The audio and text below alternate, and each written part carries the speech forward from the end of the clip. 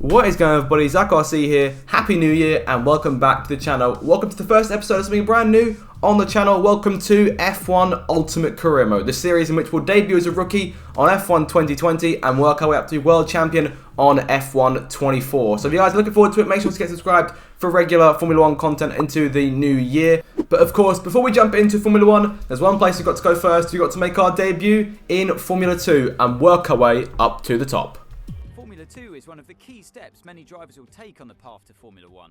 It is a championship where the best up-and-coming drivers in the world must compete in identical cars to hone their skills and showcase their talents to teams in the F1 paddock. Whichever Formula 2 experience you choose, your performance in the championship matters. Finish high up in the table and your Formula 1 career will start on a high, allowing you to more easily negotiate with the top teams on the grid.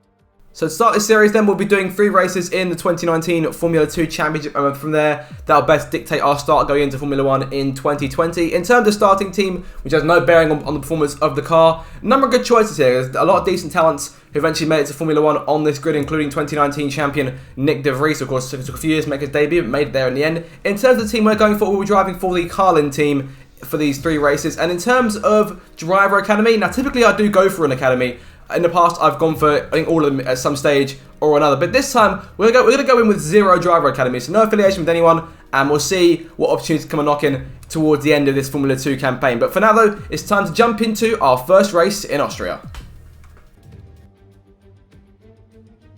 It's race day here at Spielberg, and the drivers are making their final preparations down on the grid before lights out. Look around, it's a spectacular setting, and I'm sure today's race will do it justice. Spielberg is a very short lap, one of the shortest we'll see in this Formula 2 championship. 7 rights and 3 lefts make up the 10 corners of the circuit. The left-hand kink of turn 2, leading into the uphill braking of turn 3, represents another overtake hotspot. Joining me here in Spielberg for the feature race today is the GP2 champion of 2012. It is, of course, the one and only Davide Valsecchi. Ciao Alex, what a day to go racing here in Austria. The feature race, of course, has the most points of the weekend. But for the drivers in 9th or 10th place, it's also important to push hard to get to the top 8 and to get the pole position for the sprint race tomorrow. We're almost ready to go then, and this is what the starting grid looks like for today's race. Luca Ghiotto lines up on pole position, with Nicholas Latifi alongside. Looking down the rest of the grid, we have Joe, Cohen, Nikita Mazepin, Ansette Camara, Boccalacci, De Vries, Delatraz, Jack Aitken, Correa, Ilott, Mahavir Raghunathan, and King, Calderon, Schumacher, Galeo, and Antoine Hubert. Boschon and Giuliano Alesi starts from the back of the grid.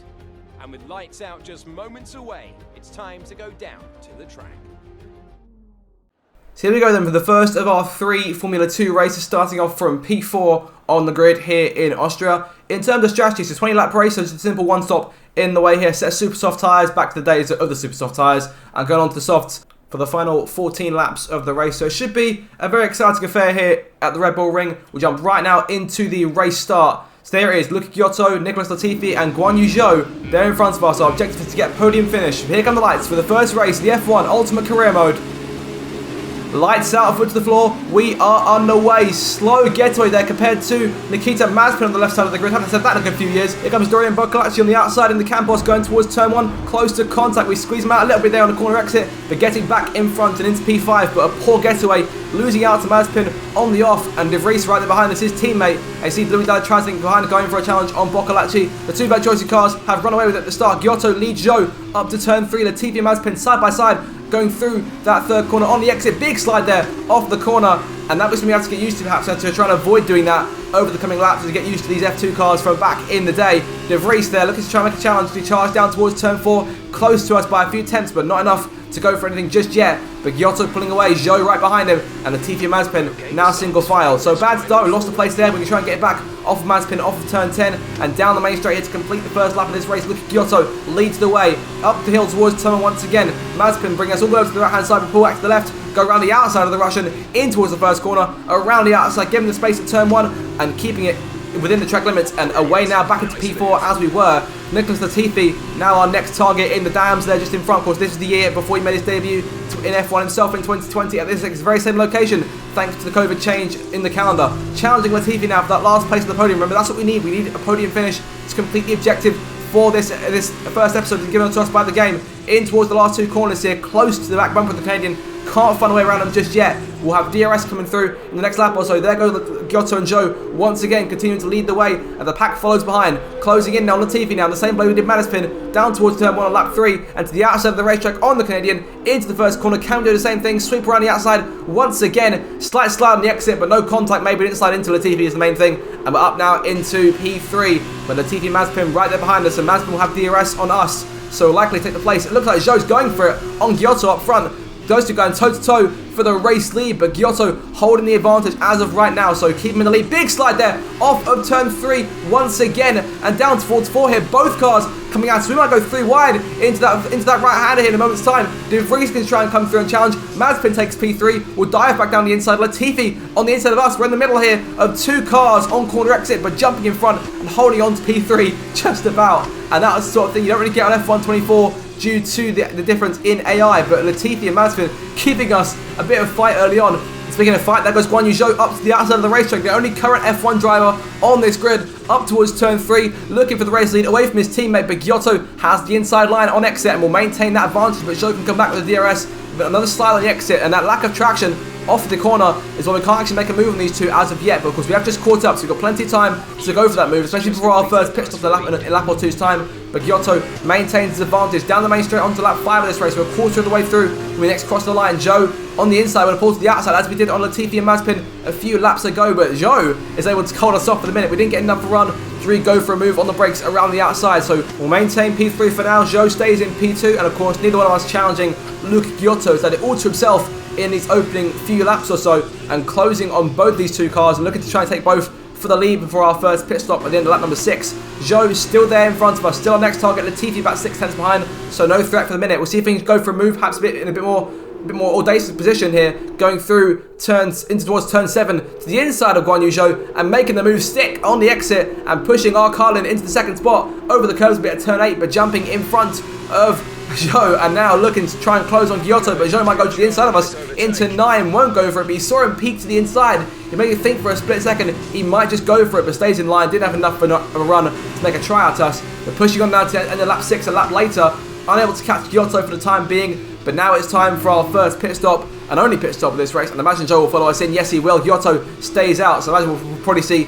10 cars in this lap, 10 cars in the next in terms of pit winner, but massively poorly judged the entry to the pit lane there. I thought it was coming up a lot quicker than it actually did, and that was something I had to get used to. I haven't driven Austria in quite a while in terms of career mode, so we'll see what goes on later on in this race. Should we need to make another stop, hopefully we won't have to make another stop. But coming in now, making our change onto the soft tyres from the Super Softs and looking to stick on those for the final 14 laps of this race, and we are away in front of Zhou and in front of one of the Campos cars. That'll either be Boccolacci or Jack Aitken. You see Mazepin emerging behind us too, so Nick De Vries has stayed out in this case. And we'll see in a lap's time whereabouts the rest of the pack emerges, including of course Giotto, who was just in front of us going when we came into the pit. So we'll see if we can get any advantage from stopping a lap earlier than he did. So exactly 10 cars have come in, and the remaining 10, the other teammates will be pitting this time, I imagine. But we emerge as the first of that pack onto lap 7 of this race, and now the main straight now onto lap 8. Have we got enough to try and get in front of Giotto, try and claim the race lead for ourselves here? It's already up at turn 1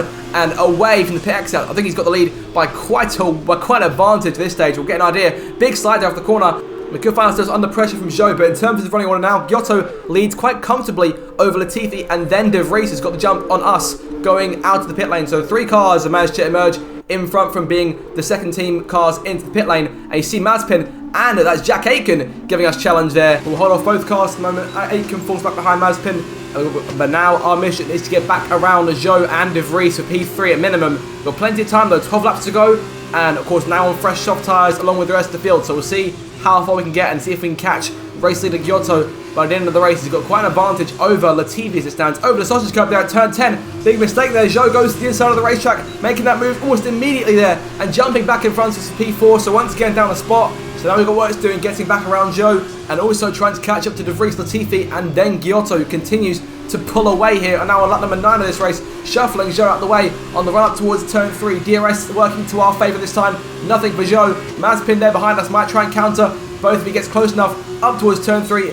In front of Zhou, gets back on the inside. We don't defend underneath. And Zhou takes full advantage of making the opportunity work on the exit over the sausage curb there. Big slide off onto the grass. Zhou gets through. Mazepin gets through. Here come Aitken and Boccolacci, the 2 Campos cars, up towards turn number 4 here. Boccolacci on the outside. We keep Aitken behind us, but Dorian going for it on the high lane into turn 4. We've got the preferred line going into the right-hander and down the hill once again, so we'll maintain P6. But now we've got to get back around Mazepin too, so a bad last lap or so. We've got to try and charge back towards the cars in front. That makes our mission that little bit harder in a point that we really didn't need to do that. A poor exit from turn 3 leads to us being back behind Mazepin once again. Going to try and make a move here down towards turn 9 if we can, close to the Russian, pulling to the inside of the racetrack so he knows we're there. Doesn't defend though and keeps us all the room in the world to go down the inside and dancing back into P5 here. And we are now back as we were a lap ago on Guan Yu Zhou, on to lap 10 now this race, at the halfway stage of this feature, and up towards turn 3 this time. We're the one going for the move on the outside of Zhou. He's not the one making the move on us.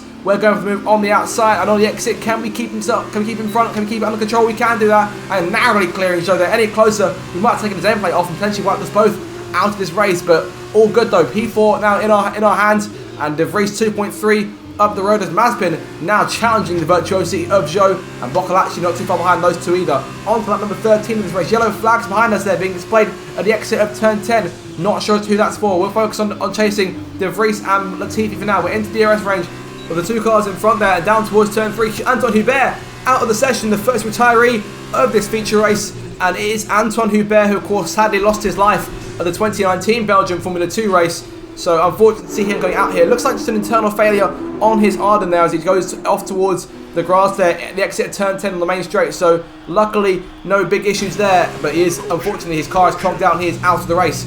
Pushing on now to the end of lap number 13, and we should see Hubert's cars from the exit here of turn 10. The yellow flag still being flown here in this last part circuit. There he is on the left hand side, but our focus now is on chasing De Vries and trying to get P3 off him here. This is what we need for that podium position to complete the objective. On the outside, looking at the outside to turn 1, not the preferred line, but De Vries switches over. We'll try and switch back, but a big slide there at the exit of turn 1. We pull alongside, but it's not enough to get the move done. And Latifi pulling away now, so we could be at risk of losing DRS should we get in front of De Vries this time. But looks like he's got the edge at the minute. Of course, the real life F2 champion of 2019 down the inside of the racetrack into turn 3. Can we get to make the move stick? Not for the minute. He's still alongside us there. Nick De Vries refusing to give up. And that's the attitude that got him into Formula 1 several years later in 2023. Nikita Mazepin is about a second back. No concern to us as of right now.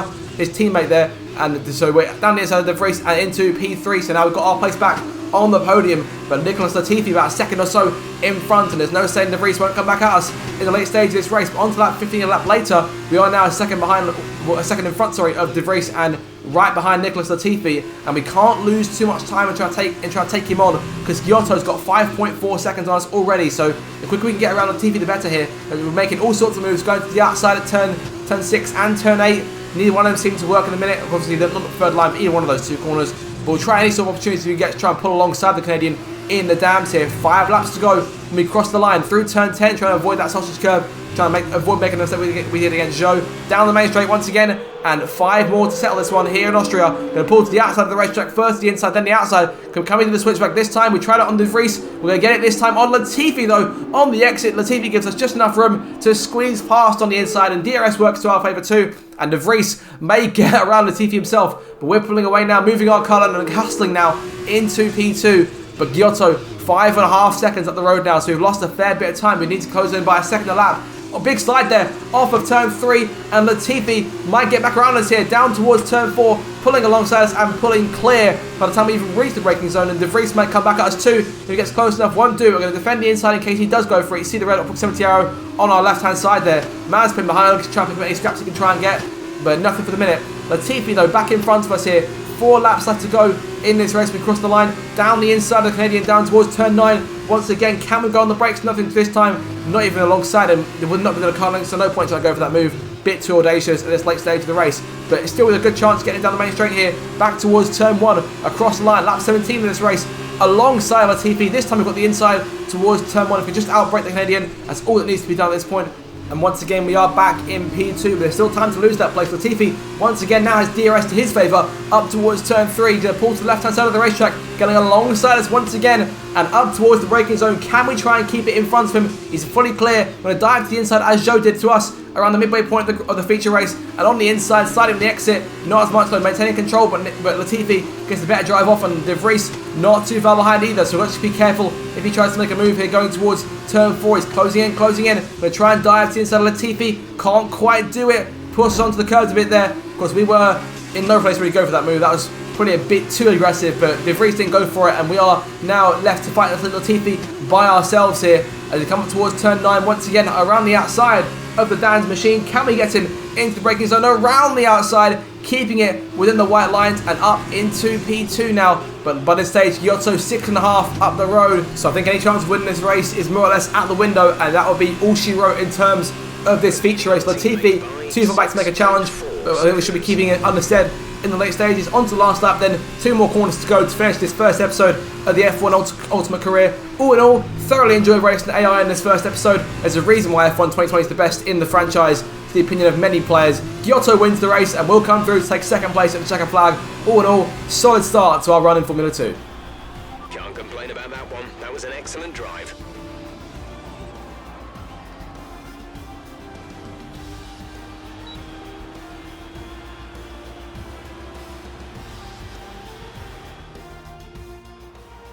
So another fantastic victory for Univirtuosi.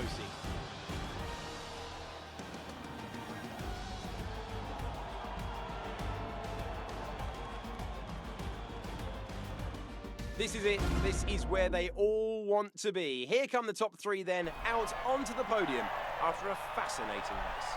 Well, Giotto went largely without challenge in that feature race. He'll take the flag in P1. We finished second after our tight battle with Latifi. And of course, hope for many more exciting battles over the next 2 races in Italy and then in Abu Dhabi, the 3 races in these scenarios. But all in all, very solid start, and we'll see now the Drivers' Championship and the 4 race results.